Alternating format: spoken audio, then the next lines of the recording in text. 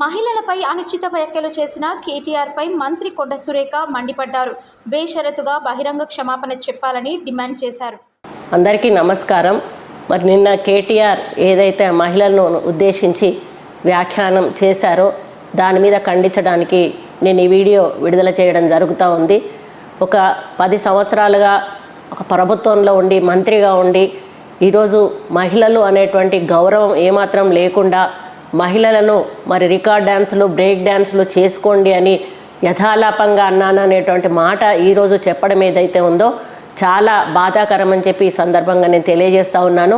ఎందుకంటే ఆయనను కన్నది ఒక మహిళ, ఆయన తోడబుట్టింది ఒక మహిళ, ఆయన చేసుకున్న భార్య ఒక మహిళ, ఆయన కన్న కూతురు కూడా ఒక మహిళ.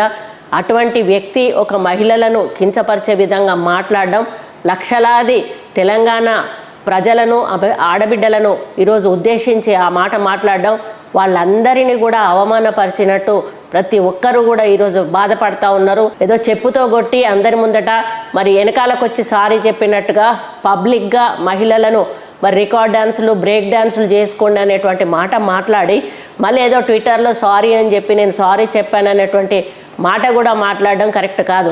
అయ్యా, ట్విట్టర్ ఫాలో అయ్యేది ఎవరు? చదువుకున్న వాళ్ళు, ఎడ్యుకేటెడ్స్, ఇంటెలెక్చువల్స్, వాళ్ళు ఫాలో అవుతారు. నువ్వన్నది ఎవరు? గ్రామీణ ప్రాంత ప్రజలు, గ్రామీణ ప్రాంతం నుంచి వచ్చేటువంటి మహిళలు ఎవరైతే ఉన్నారో వాళ్ళు బస్సుల్లో ప్రయాణం చేస్తూ ఉంటే వాళ్ళను ఉద్దేశించి మాట్లాడిన మాటలు నువ్వు అవెవరు కూడా ట్విట్టర్లో చూడరు. నువ్వు బహిరంగంగా క్షమాపణ చెప్పి ముక్కు నేలకు రాయాల్సిన అవసరం ఎంతైనా ఉందని ఈ సందర్భంగా హెచ్చరిస్తూ ఉన్నాను కేటీఆర్ని.